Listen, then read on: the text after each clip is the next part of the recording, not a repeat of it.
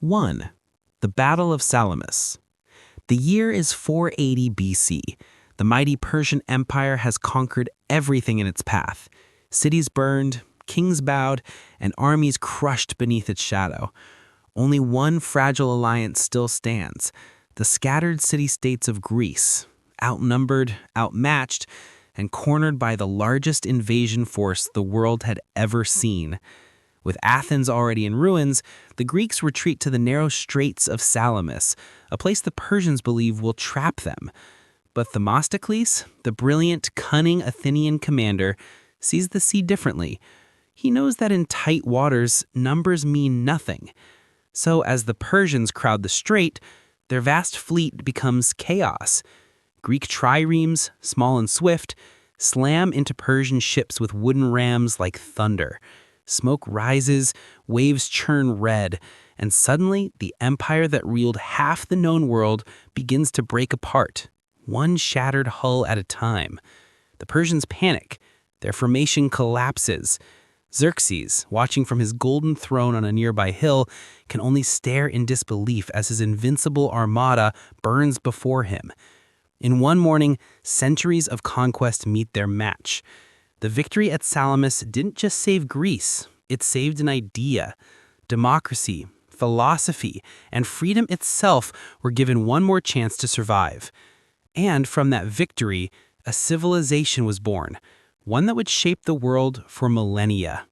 When the waves turned Greek, Western civilization was born. The Battle of Actium. It's 31 BC, and the world's greatest empire is tearing itself apart. Two lovers stand against Rome itself: Mark Antony and Cleopatra, the Queen of Egypt. Their armies are vast, their passion legendary, but their enemies, ruthless. At the Gulf of Actium, their fleets face Octavian, Rome's future emperor. Antony's ships are heavier, stronger, but slower. Cleopatra's gold glitters on the horizon, her presence as much a symbol as a strategy. The winds shift, and so does fate. Octavian's admiral, Agrippa, cuts off Antony's retreat. Trapped, the lovers watch their grand fleet dissolve into chaos. Smoke, screams, fire, a sea of betrayal. In the midst of the chaos, Cleopatra's flagship turns and flees, not from cowardice, but despair. Antony follows, abandoning the battle to chase love itself. Behind them, Rome's future is decided in flames. In one day, Octavian wins the sea, the war, and the world. Antony and Cleopatra, once rulers of half the known earth, retreat into legend. Their love destroyed an empire and birthed another. As Cleopatra's ships burned, Rome's republic died with her. Number 3. The Battle of Sluys, England's first great naval triumph. The year is 1340. Europe is drowning in the opening waves of the 100 Years' War. Off the Flemish coast, a massive French fleet blocks the channel, row upon row of ships chained together, their decks packed with soldiers. For England, this is more than a battle, it's survival. King Edward III knows that if his army cannot cross the sea, his crown will fall before the war even begins. At dawn, the English fleet appears, smaller, rougher, built not for beauty, but for brutal boarding combat. The French laugh. They believe their chains will hold the sea itself. But Edward's men close in, their archers standing shoulder to shoulder on the decks. The first arrows whistle through the mist, thousands of them, slicing into the packed French ranks. The laughter ends. As the ships collide, the sea becomes a floating fortress of blood and splintered wood. The French, trapped by their own chain formation, cannot maneuver. English archers rain death from above, and Edward's knights leap aboard, swords drawn, fighting hand to hand on slick, burning decks. By noon, the tide of the channel runs red. French ships sink or surrender. The royal banner of England flies over the wreckage of France's pride. Outnumbered but unbroken, Edward's fleet claims a victory so complete that the French navy ceases to exist as a serious threat. For the first time, England controls the channel, not by luck, but by will. In the smoky aftermath of Sluys, a new truth emerges. The island kingdom has found its destiny not on land, but on water. From that day, England looked not to its borders, but to the sea. Number 4. The Battle of Lepanto, Faith and Fury on the Waves. October 7th, 1571. In the blue waters of the Gulf of Patras, two civilizations collide. The Ottoman Empire, masters of the eastern seas, sailed to crush Christian Europe once and for all. Facing them, a desperate coalition known as the Holy League, commanded by a young Spanish prince, Don John of Austria. The world holds its breath. Faith and empire are about to meet on fire and blood. The Ottomans bring over 200 war galleys, rowed by chained captives and armed with crack soldiers. Their confidence is absolute. The sea has been theirs for a century. But across the horizon, the Christian fleet advances beneath the banners of the cross. Priests bless the cannons, sailors kneel on the decks to pray, and Don John swears that today we fight not for victory, but for God. The fleets clash in thunder and flame. Cannons roar, ships splinter. The sea becomes a floating cathedral of chaos, incense replaced by gunpowder, hymns by screams. The Ottoman center drives hard, led by Ali Pasha, but Don John meets him head-on. Boarding bridges drop, muskets crack, and steel flashes in the sunlight. At the height of the carnage, Don John's men storm the Ottoman flagship, kill Ali Pasha, and raise the banner of Christ where the crescent once flew. As the smoke clears, the impossible has happened. The Ottoman fleet lies shattered. Tens of thousands of slaves are freed from their chains. For the first time in a century, Europe controls the Mediterranean once more. The bells of victory echo from Venice to Rome. To many, it was more than a battle. It was deliverance, a moment when faith stood against empire and prevailed. For centuries, Europe will remember the day faith conquered fear. Number 5. The Spanish Armada, the storm that saved England. Summer 1588. Across the gray waters of the English Channel, the greatest fleet in the world sets sail, the Spanish Armada. 130 ships, 30,000 men, a floating fortress of faith and fire. King Philip II of Spain calls it the enterprise of England. Its mission: invade, conquer, and end the reign of Queen Elizabeth I. The world holds its breath as England faces extinction. England is outnumbered, outgunned, but not unready. Under the command of Sir Francis Drake and Charles Howard, a fleet of faster, lighter ships stalks the Armada like wolves in the fog. Fire ships, cunning maneuvers, and sleepless nights, England fights with desperation and brilliance. And from Dover's cliffs, the people pray for a miracle. At Gravelines, the sea erupts. English cannons thunder through the night, tearing into Spanish hulls. The Armada's tight formation breaks apart. Chaos replaces order. But as the English pursue, nature itself joins the fight. A brutal Atlantic storm descends, scattering Spain's proud fleet into the rocks of Scotland and Ireland. Masts snap, ships vanish. The invincible Armada is no more. Philip's dream of conquest sinks beneath the waves. In London, church bells ring for days. Elizabeth, the Virgin Queen, declares that God's hand has protected England. And the nation, once a fragile island, now looks outward, toward the seas and the world beyond.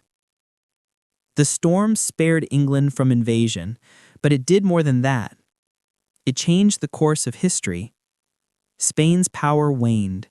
England's destiny began. A storm shattered an empire and built another. 6. The Battle of the Downs, the Forgotten Victory. October 1639. In the gray waters off the coast of England, history unfolds and then is forgotten. A vast Spanish fleet, weary from war, seeks refuge in the Downs, a narrow anchorage between Dover and Deal.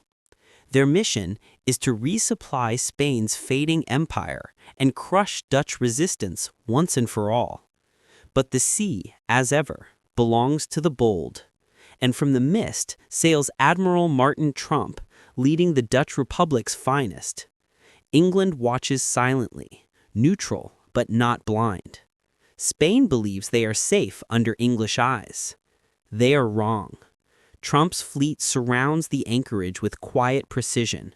No grand speeches, no horns, only sails cutting through the fog. The Dutch have waited decades for this moment, to strike the empire that once ruled the oceans. At dawn, cannon fire tears through the mist. Spanish galleons scramble to defend themselves, but there is nowhere to run. The narrow waters trap them, turning their strength into vulnerability. Dutch ships move like hunters, circling, striking, retreating. One by one, Spain's proud vessels fall, burning or sinking in their supposed sanctuary. The channel fills with wreckage and smoke.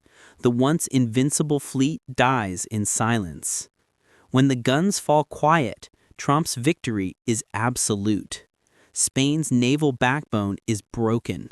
The Dutch Republic, small, defiant, and brilliant, now rules the waves. But the world barely notices. The victory is buried beneath politics and pride, a triumph whispered, not celebrated.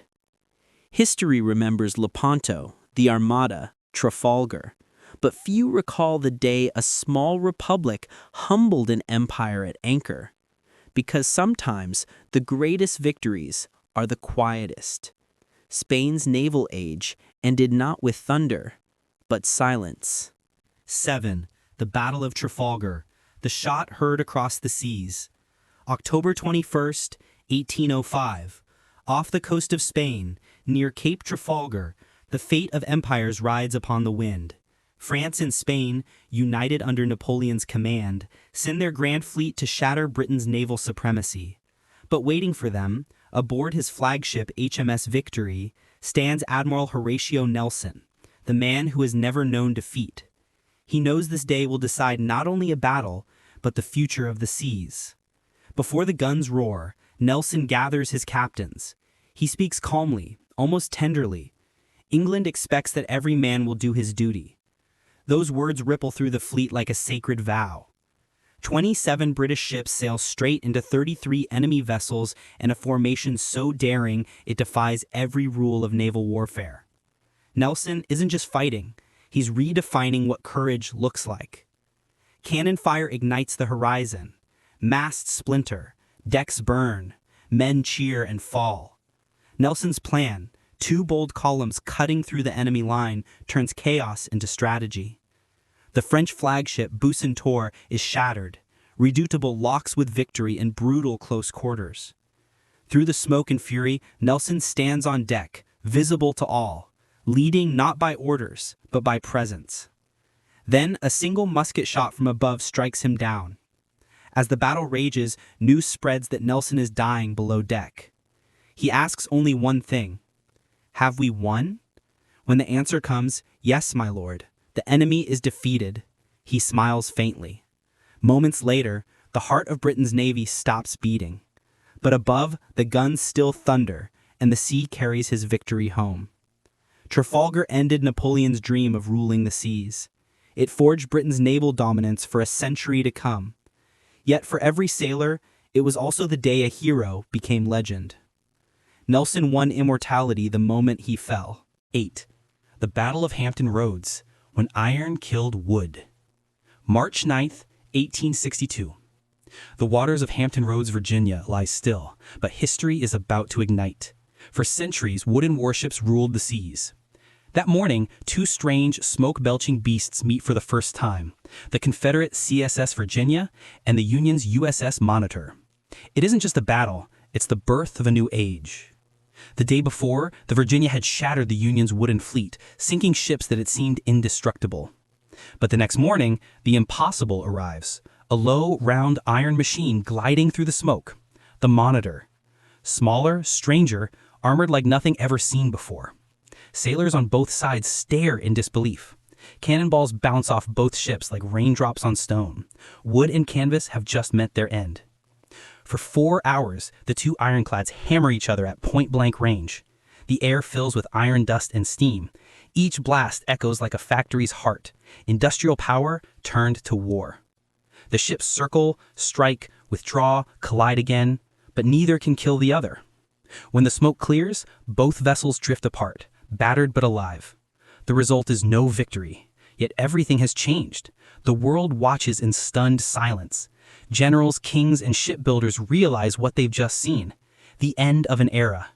Every navy on Earth now races to build its own ironclads. The age of wood and wind dies that day, replaced by fire, steel, and steam. Hampton Roads wasn't about victory or defeat. It was about evolution.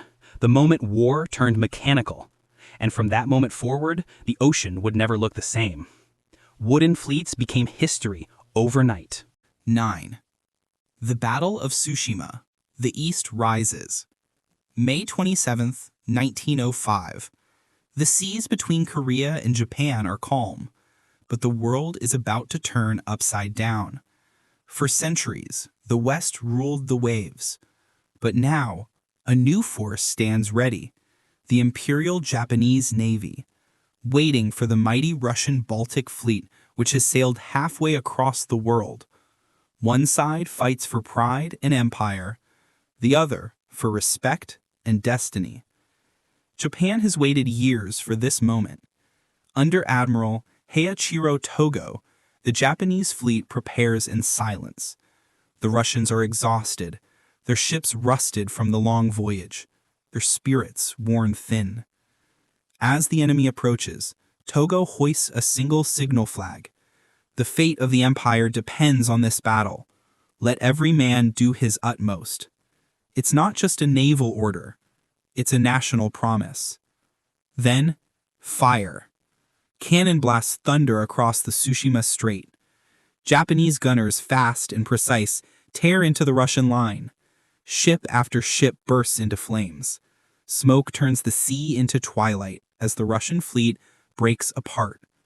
By nightfall, 2/3 of it lies beneath the waves. Never before had an Asian nation defeated a European empire at sea.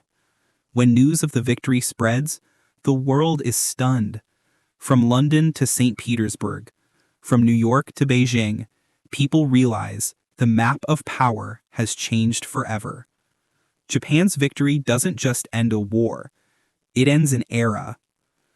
At Tsushima, courage met precision, honor met steel, and history met its turning point.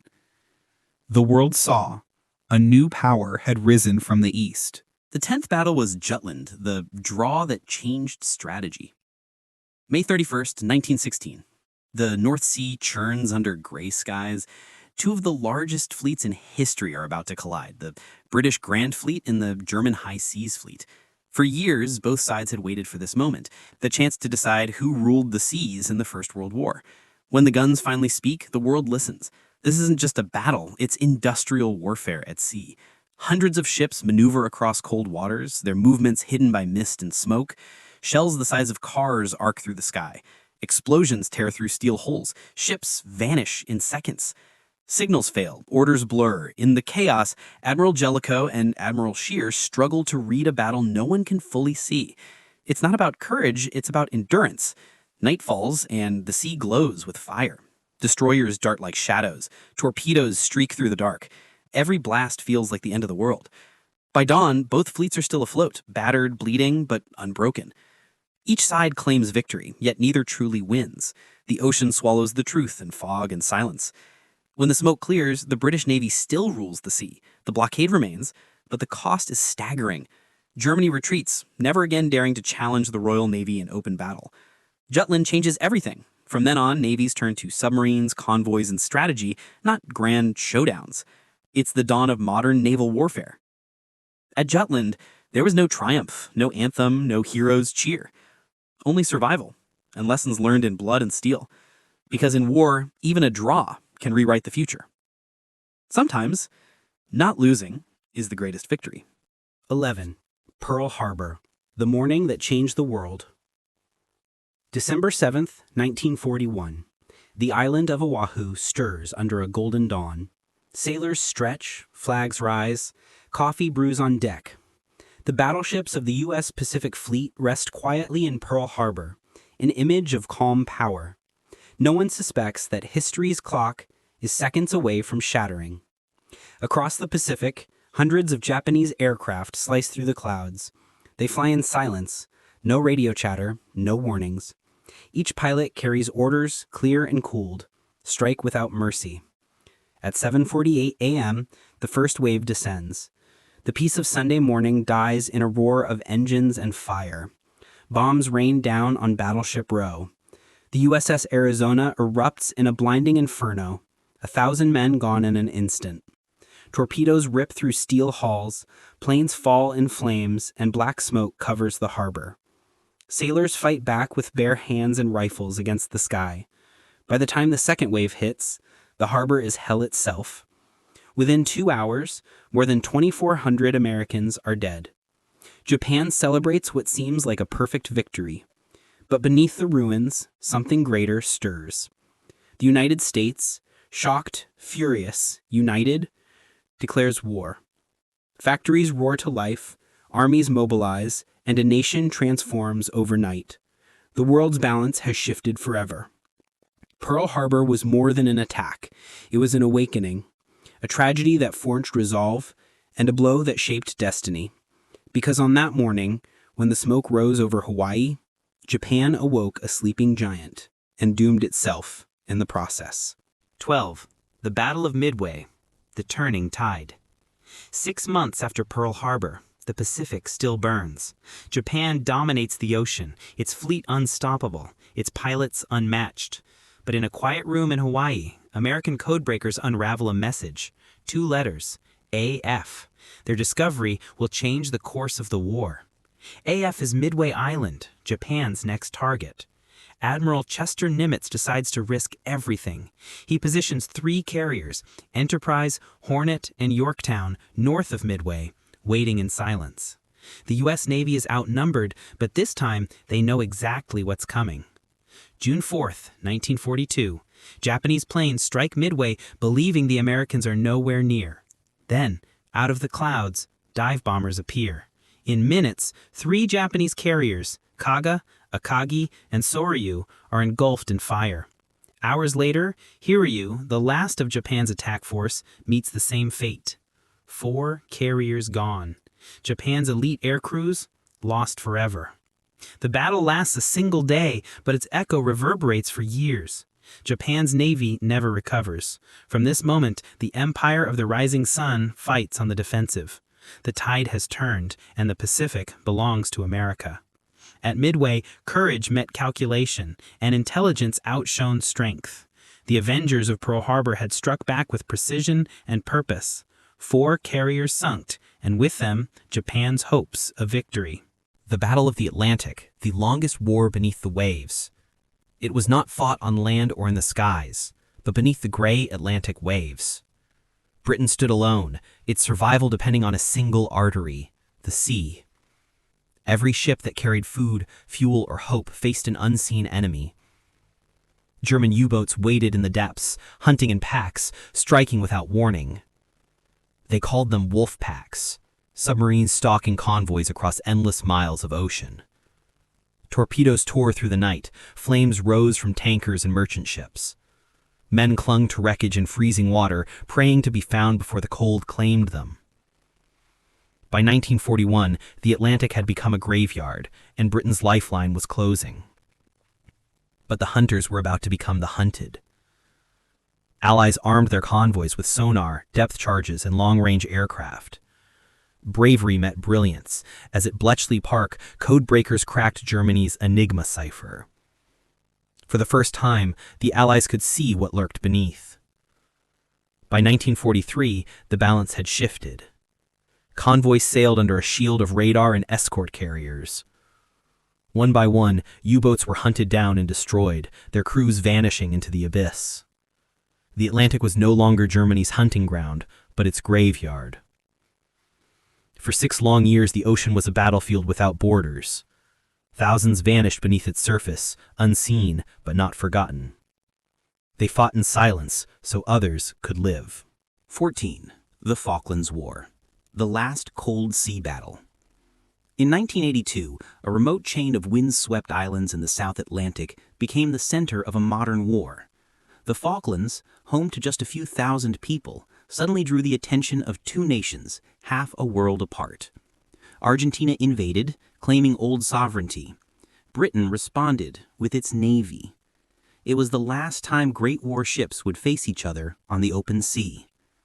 Across 8,000 miles, a British task force steamed south, destroyers, carriers, and submarines, cutting through icy waters.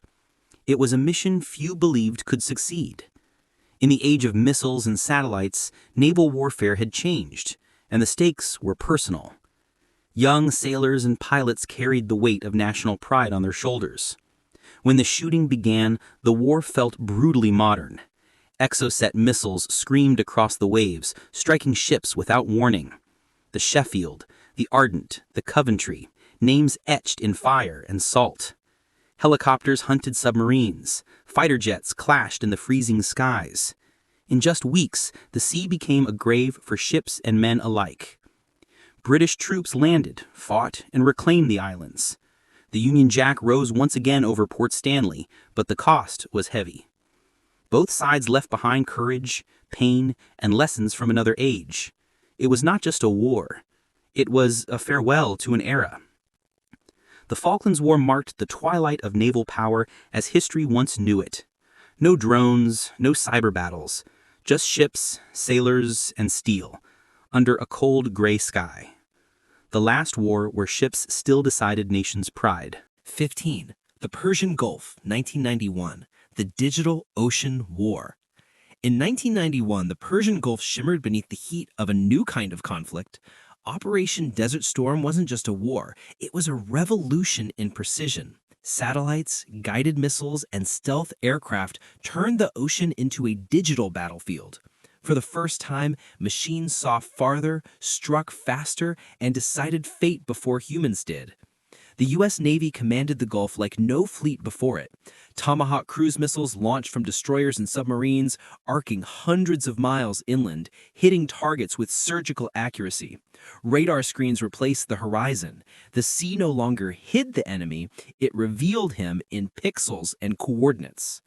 Iraqi forces, once powerful on paper, were rendered helpless in minutes. The air was filled with precision, every strike calculated, every impact preordained. For centuries, naval battles had been fought with courage and cannon fire. Now, they were fought with algorithms and electric eyes. It was victory without proximity, control without chaos. When the guns fell silent, the message was unmistakable. The ocean had entered the digital age. Steel met silicon, and strategy became software. The sea, once ruled by admirals, now belonged to engineers. The Persian Gulf War ended swiftly, but its legacy endures. Every drone, every satellite, every cyber command traces its lineage to those waves in 1991. 1,000 years of naval history had turned a page, from cannonballs to code. From cannonballs to code, the sea had gone digital.